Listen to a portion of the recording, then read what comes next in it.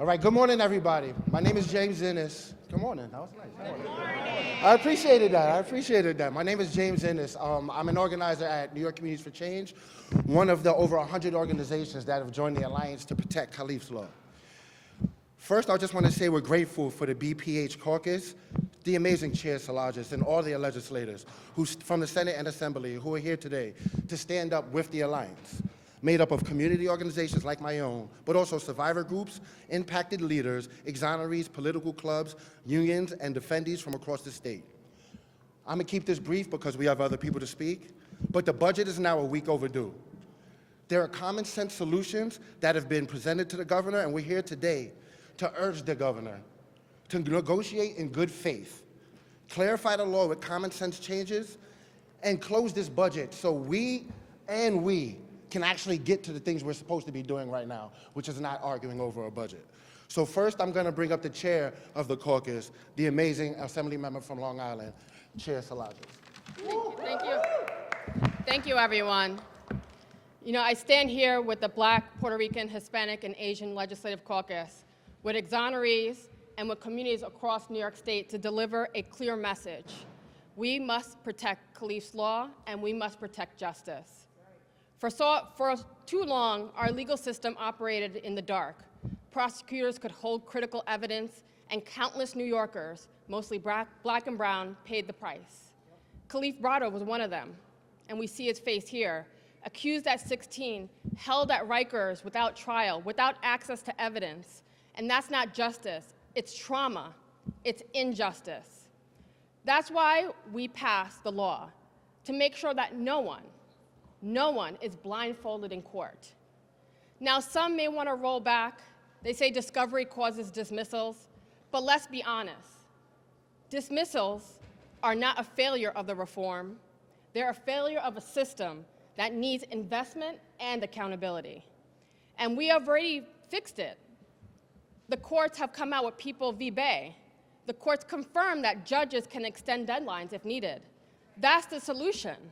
Codifying the decision is what we need to do, not destroy the law. So we must remember that there are victims on both sides. The survivors of crimes who want truth and should get closure, and the wrongly accused who sit in jail cells for crimes they didn't commit. Both are harmed by our system and that hides evidence. Both deserve justice, and I believe we can do both. So today I call on all our leaders and the governor to finalize the budget, but don't do it at the expense of fairness. Don't balance the budget on the backs of those who denied justice. Don't balance the budget on the backs of Black and brown communities. We can fix the dismissal problems without dismantling justice, and we can protect all victims by making sure there's truth in every courthouse. So I thank you all, and this is a message that the caucus believes. We stand in solidarity with all those who are seeking justice, and that's what we want. Because the scales of justice are balanced. They're two-sided, and we must make sure that everyone has access to truth and justice. So with that, I'm gonna return it back to the MC, and we'll continue the conversation. Thank you. Thank you, A.M. Salajas. Oh, come right now. That's what I want to hear. That's what I like. Because our next speaker is who we are speaking about. 26 years incarcerated because the fingerprint evidence against her was withheld by the police that arrested her. I'm not going to speak more of her story because she's standing right next to me. She's going to do it all for you. Her name is Renee Lynch. She's from Buffalo, New York. Everybody make a lot of noise for Renee. Let's go, Renee.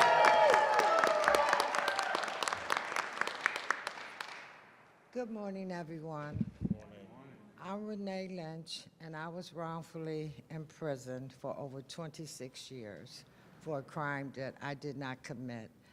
During the time of my jury trial, discovery reform was a long way off. However, my attorneys discovered decades down the line that there was definitely evidence that the prosecutor withheld from my trial that could have got me exonerated right there in the courtroom. This is so important for wrongfully convicted defendants because we don't have a fighting chance without it, nor do we receive fair justice. And our justice system states that justice is equal and is fair for all. But if you eliminate the discovery reform law, where would it leave us? I mean, we're at your mercy.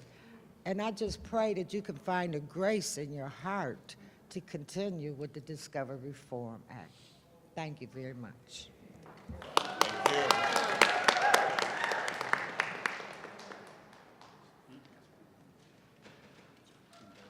I don't think that was enough noise for Renee right there, everybody. What we're talking about is not abstract. It is not something that we don't see every day. These are people's mothers, grandmothers, aunts, brothers, uncles, and fathers. These are people who keep communities together. And when you hold evidence away, when you disappear them, it helps nothing but people's pockets who profit off of the prisons. And it hurts the communities that people here represent and like where I live. So next I want to bring up somebody who's newly elected, but prior to this was in those courtrooms having these conversations. Assemblymember Romero, please come to the podium. Thank you. Hi, everyone. My name is Gabriela Romero, and I was just elected to the 109th Assembly District, representing here, Albany, but also Guildford, New Scotland. And before I was elected, I was a public defender for the last 7 years, yes, in courtrooms, proudly a trial attorney, but also in many different misdemeanor courts all around Albany County. And I'll be really brief because I've been talking about this exhaustingly for the last few weeks. We need to stay strong here on discovery reform. In 2019, all of these folks behind me passed amazing reforms, thank you guys, that were enacted in 2020 and changed the way that trials, criminal cases were handled in the criminal legal system in New York State. People that were accused of crimes were able to actually see the evidence that was being used against them before they had to plead guilty to a case. That is revolutionary. And the proposals right now potentially would be rolling that back completely. We're here to say, please stay strong, pass a budget that doesn't pull that all the way back. All we want is for the criminal legal system to stay just, true, and fair. All we want are for the scales of justice to stay fair for people that are accused of a crime. And all we want is for People v. Bay, a case from the Court of Appeals, to be codified into law. And People v. Bay is a case from the Court of Appeals that explains what due diligence is. It explains that the prosecutor doesn't have to be perfect. It explains that a prosecutor just has to show exactly what they do when they are looking for evidence in a case, and when they're looking for the evidence that has to be turned over, they have to explain exactly what they're doing to the court and to the defense attorney.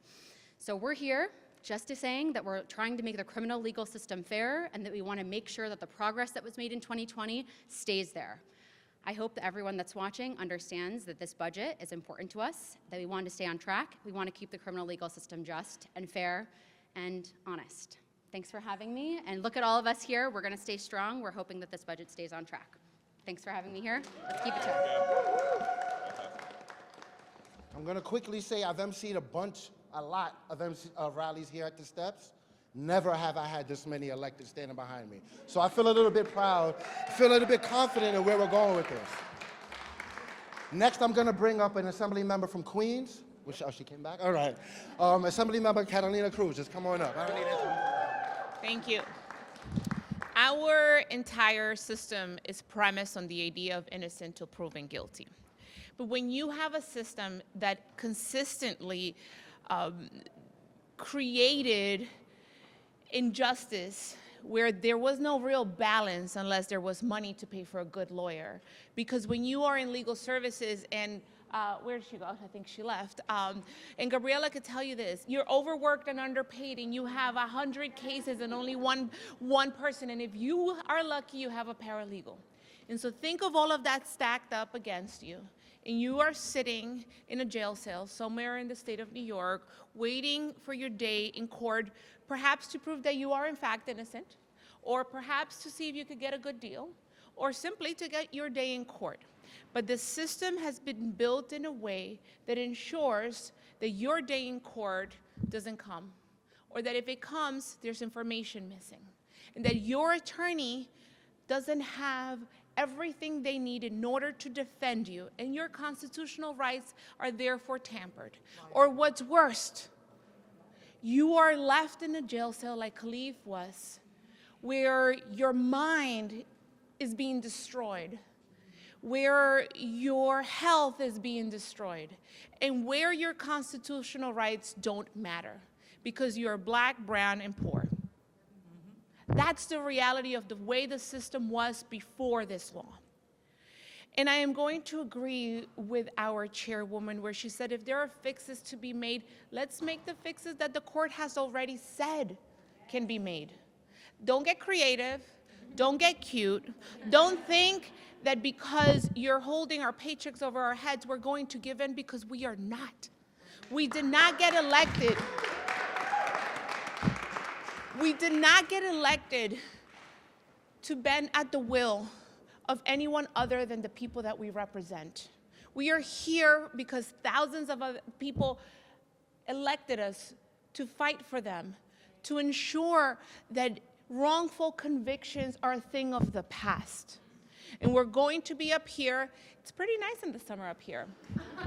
We're going to be up here as long as it's needed to ensure that people's constitutional rights are not trampled. We got elected. Think about the fact that at a time when the federal government is looking for every single way in which they can take away one of our rights, we are up here saying, not on our watch. And we have to make sure, and there are laws that are changing at the federal level. There are powers that be at the federal level that are influencing some of the localities and how they enforce existing laws. I'm trying to find a really nice way to say this. And we cannot allow that to lead to more black and brown people sitting in jail waiting for their day in court without the information they need to defend themselves.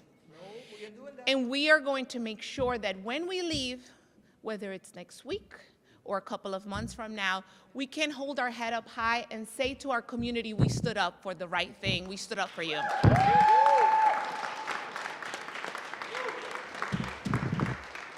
I'm going to call a quick audible from the runner show because I had a side conversation, and I love when electeds get hyped and said they're not going to speak and then decide to speak. So Senator Jackson, would you like to come over to the podium real quick? Good morning, everyone. Good morning. What are we here for? Justice. What are we here for? Justice. What are we here for? Justice.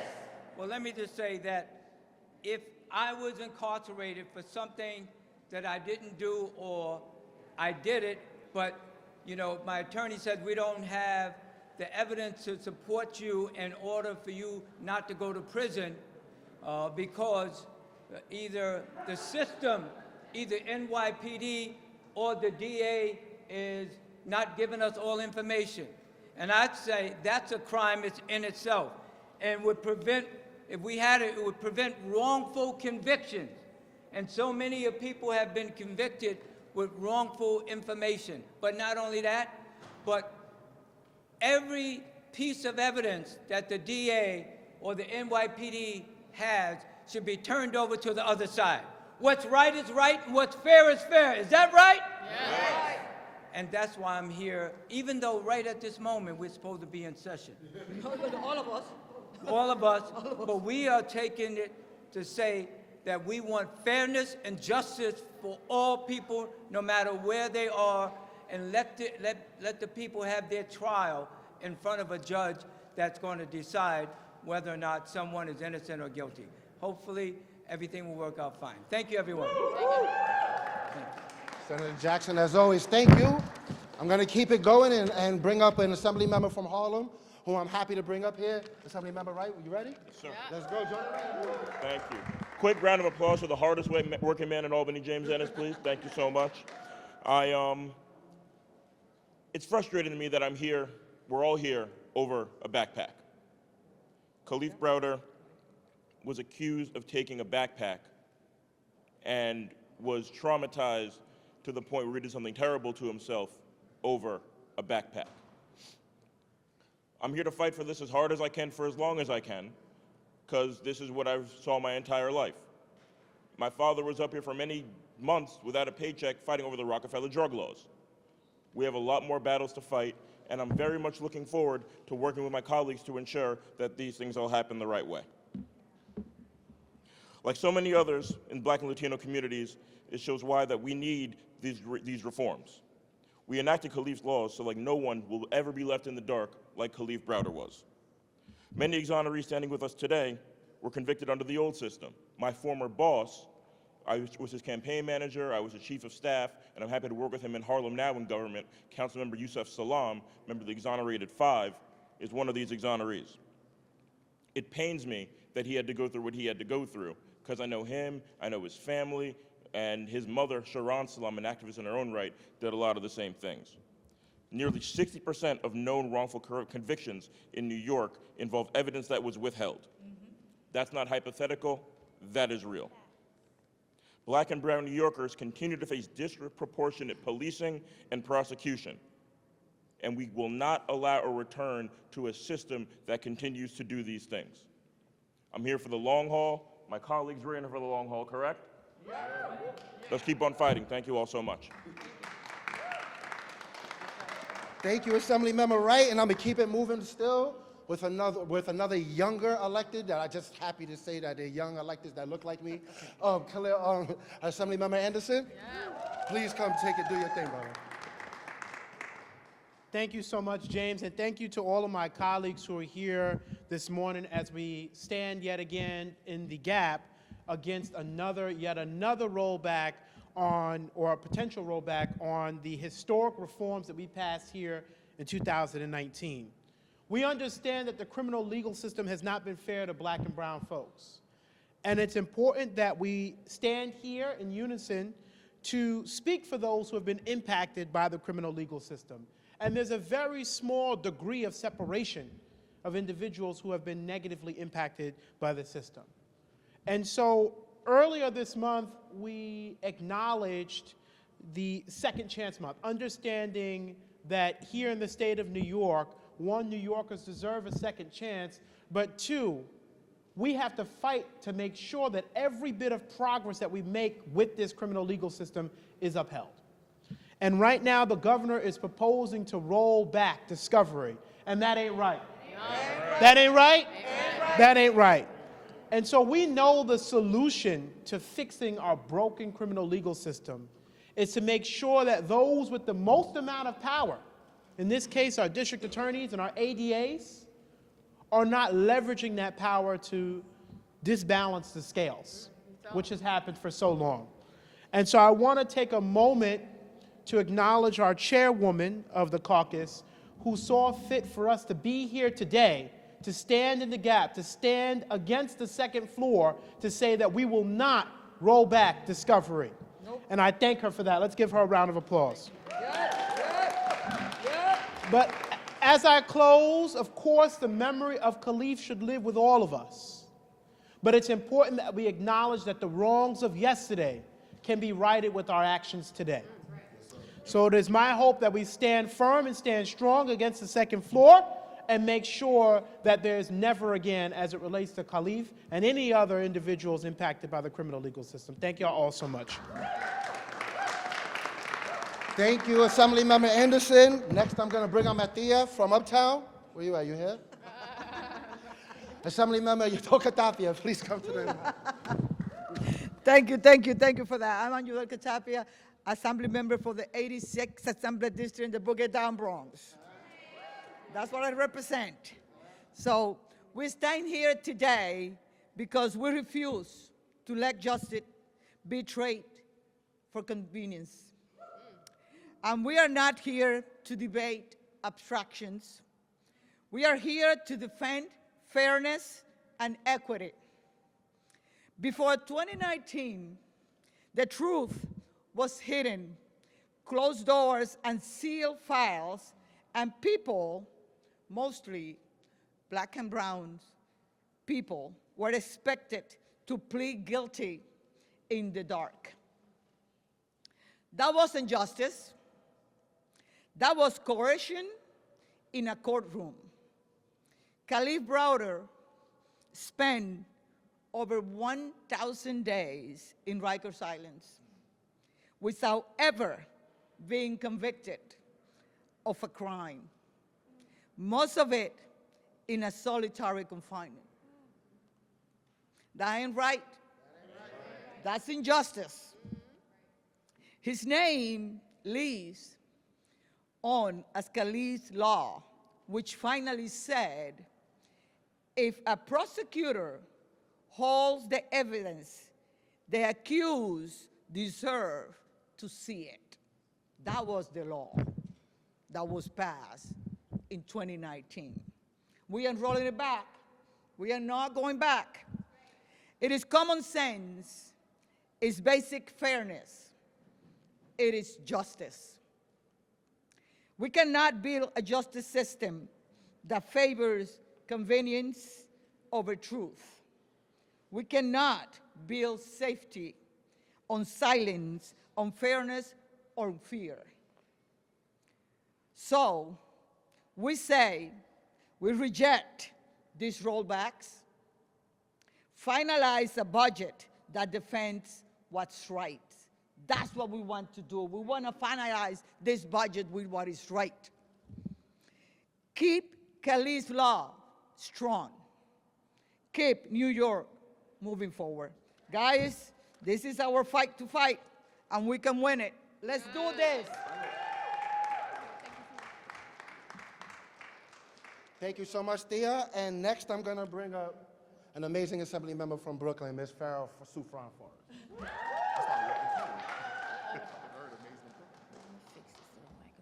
Good morning, everyone. I think about these rollbacks to discovery, and my message to the DAs that are confusing, that's using this time of confusion under an administration, a presidential administration that seeks to strip and is using this time now to come in and roll back, to strip back people of their rights. I tell these DAs, do your job. We will do ours, but do your job. Let me go back to a time when I was a nurse, still am a nurse, and during the pandemic, it was, Farrah, do your job. You don't have safe staffing, do your job. You don't have beds, do your job. You don't know where the thermometer is, do your job. Well, we have given the district attorneys much money to do their job. We have given them much allowance. The defenders could say how the defenders could help me out. Hundreds of millions of dollars to do your job. But now you're telling, because it's too hard, it's overwhelming, you can't do it. Professional to professional, make it happen, Captain. Make it happen, Captain. Because at the end of the day, the same lives that I deal with in ICU or in the ambulatory care system or in the home is the same lives that you are affecting every day in and out of that court system. The brothers and sisters that I see are the brothers and sisters that you are seeing. We should make sure that every step of their life, that every step of their journey through this life, that they are getting the dignity and the respect that they deserve. Someone without discovery, someone is being wrongfully accused. Someone is standing before justice, not quite sure what brought them here. And then at the end of it all, we say, go find healing. Go figure it out after that. Families, go figure it out after that. Victims' families, go figure it out after that. No. We must know the evidence that brought you here. Every practice, every professionalism should be based on evidence, especially when a life, Khalif Browder, his name means leader. So when we say protect Khalif's law, we're saying protect a leader's law. And this man, this young man died before he saw 18. Yep. What are we saying about the different young men, young women in our communities? Leaders, fathers, brothers, mothers, grandmothers, that they don't even have the right to a proper trial. This legislature does not stand for it. My chair, Salongas, does not stand for this. We don't stand for this. Discovery was a win for everyone. 19. And we will not roll back. So Governor, do your job. Do your job. DAs, do your job. And I'm gonna keep doing mine. Thank you, A.M. Forrest. And I'm going to take another aside from me not speaking between speakers to say that this is not about politics. It's not about money. It's about humanity. A.M. Forrest just made me remember that. This is about humanity. This is about treating each other as if we are the same. And that's what this is all about. Next, I'm going to bring up an assembly member from Brooklyn. Yeah, Brooklyn. She got all the hats in the world. Give it up for Assembly Member Monique Ward. Yes. You put me up after her. Show us this. Yes. I am Assemblymember Monique Chandler, Wardman represented in Brooklyn, covering East Flatbush, parts of Canarsie, Brownsville, and Crown Heights. I want to thank all the advocates here, my colleagues. We appreciate the speaker. We appreciate our chair. Where is she? Our chair. We appreciate you for standing strong against the rollbacks or potential rollbacks of discovery reform. I always talk about I'm a mother of 4 amazing children, and one of them I have a son, a black son. And when you think as a mom, the hardest thing would be like getting those Pampers, getting the milk. The hardest thing I feel right now as he go and leave the house is I want to make sure my son comes back safe. We have to teach, my husband and I have to teach him, know your rights. If the police stop you, do this. Don't drive down that street. Don't look too suspicious. Don't do this. It's so much on our children, on our families, that we have to think so much because we are afraid, because we know innocent until proven guilty is a fairy tale in our communities, in our black and brown communities. It's about what we standing here today is for our children, for our neighbors, for our community members. When you put yourself in the shoes of our community members, you will understand. People say it's one word. It's only one little thing. That one word, that one little thing can take our precious babies and kill their minds to end up killing them physically, like Khalif. We don't want no more Renees. We don't want no more wrongfully convicted. We don't want any more of these things happening in our community. We already have an unjust system. If we had a just system, one little word wouldn't make a difference. But we got to continuously even out the ground because the system is working the way it was intended against us. So I thank our speaker, I thank our chair, I thank our colleagues, I thank our advocates. So what we want to make sure is that there's no more rollbacks to discovery. We stand here firm. We stand here like our lives depend on it because our lives depend on it. Thank you so much. Thank you so much, Assembly Member. We're going to keep it in Brooklyn with another Assembly Member. Assembly Member Cunningham, you ready? Yeah. Let's go. What do we want? Justice. I can't hear you. What do we want? Justice. When do we want it? Now. Ms. Perry, Rennie, let me start by saying thank you. Thank you for your story. Thank you for being here. But I also want to say I'm sorry. I'm sorry that 26 years ago our system failed you. I wish Khalif was here today so I could say sorry to Khalif as well. But Khalif's not here. But we have an opportunity to make sure there's no more Miss Rennies or Khalifs by doing the right thing. The last speaker said, do your job. And in 2019, while my colleagues were up here doing their job as legislators, I worked for a place called the Center for Court Innovation. And I was doing my job, working with justice-impacted people. Some convicted who made some mistakes in life, some who didn't have enough evidence took a plea deal. This bill doesn't say that there's some problems with our justice system, but we certainly shouldn't be doing it during the budget. This is a more comprehensive conversation that we need to have outside of the budget. So my only ask today is that my colleagues continue to do what we're doing, which is standing on our promise to our communities to make sure that they have legislators who will fight for them every single day. Let's get it done this year. Let's move this agenda. Let's make sure that no person gets arrested, convicted without the proper evidence and due diligence. Our system is based on two things: fear and speedy trials.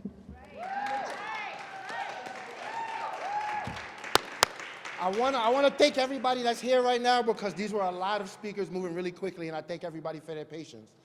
The last speaker I'm going to bring up is a speaker from the Bronx and my personal assembly member. So everybody please make up some names for Assembly Member John Zaccaro. Good morning. There's a quote I want to make sure we're all reminded of this morning. And that quote is, "Those who cannot remember the past are condemned to repeat it." And today has been a reminder from many of my colleagues and the advocates, and I want to thank the chair and so many of my colleagues who spoke to make sure that we continue to remind folks of what the past has been. And the reason why we stand here is because we're committed to ensuring that we don't repeat it. We stand at a critical crossroad today. Khalif's law was a monumental step towards justice, towards fairness, and to protect human dignity in New York State.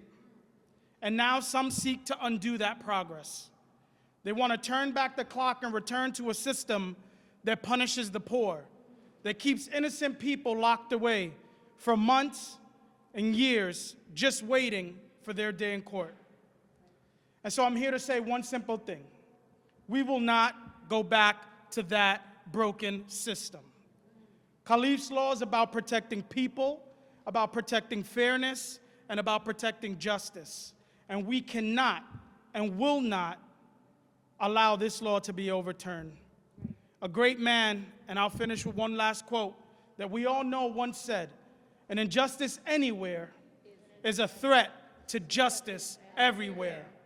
And we will not allow injustice to have a foothold in the state of New York. Let's continue to hold the line. Thank you guys so much, and God bless you all.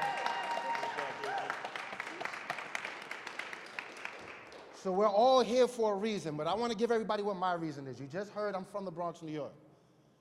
I have 3 nephews in high school in the Bronx, New York right now. 2 15 and 1 16-year-old. This law gets repealed, all 3 of them can have the same fate as Khalif Browder. That's why I got up at 5 o'clock this morning to catch a train after getting a text at 8 o'clock last night to come MC this. Because I wasn't going to be here today. And I got a text, and I have to keep coming because this is going to affect me if this happens this way. So that's why I'm here. I want to thank the caucus chair. Where'd you go? Salajas. I want to thank all the electeds. I want to thank Ms. Lynch. Because this isn't about us. This is about you. Yes, no, come stand next to me while I close, please. There's a human face to this. This is a real story. This isn't just electeds trying to argue with a governor. And this isn't crazy leftists wanting their way. This is humanity. This is real people. This is people's grandparents. This is people's parents, brothers, sisters, and friends. Please, Governor, don't do this. We won't go back. Please don't bring us back. We're all here.